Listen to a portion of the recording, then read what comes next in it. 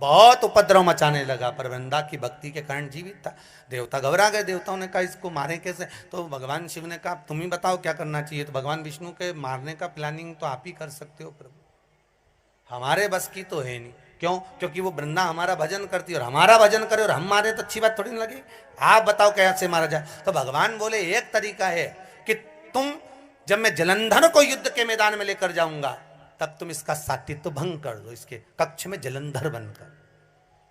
तो भगवान विष्णु बोले ये मेरा पूजन करती है, मैं सात्वित्व भंग करूं अच्छा लगेगा? एक काम करो, नहीं तो तुम सात्वित्व भंग करो। शंकर भगवान बोले मेरी धर्म पत्नी जगदम्बा से मैंने जब विवाह करा था, वचन दिया था हे जगदम्बा, नारी के सात्वित्व को एक तू और एक मैं सदा सदा के लिए जीवित रखेंगे, नारी के सात्वित्व को। इसलिए स्त्री नारी जो भी व्रत करती है, उपास करती है, पूजन करती है, पाठ करती है, अर्चना करती है, उसमें लक्ष्मी जी का पाठ नहीं होता, लक्ष्मी जी की आराधना नहीं होती, सरस्वती की आराधना नहीं होती, उसमें माता पार्वती की आराधना होती है। तीज का व्रत किसका है?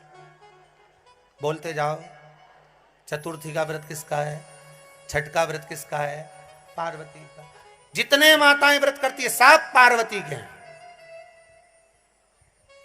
सातित्व देने वाली है वो, अखंड सौभाग्य देने वाली है वो, सुख देने वाली है वो, सरल नहीं है मां। जगत की जगदम्बा है वो, जगत धात्री है वो, जगत धात्री।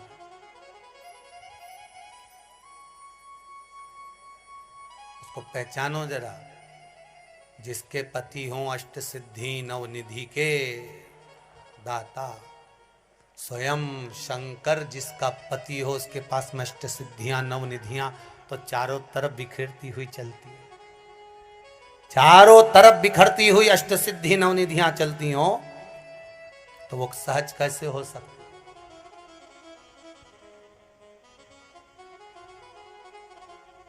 वो सहज नहीं हो सकता।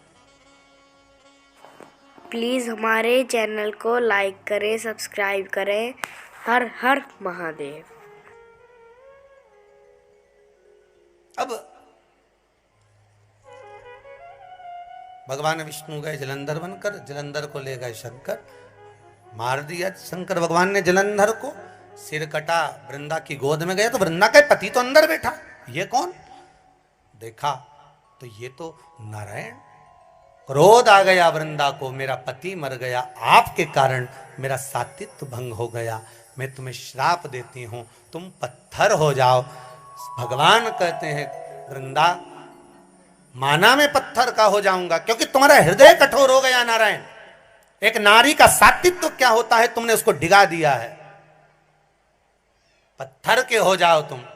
वृंदा अपना शरीर त्यागती है, हाथ में जल लेकर भस्म करती है, तुलसी का क्यारा बनती है, उसमें से आवाज निकलती है, शंकर भगवान आपने मेरे पति को मारा तो तुलसी का दल आप पर कभी नहीं चढ़ेगा।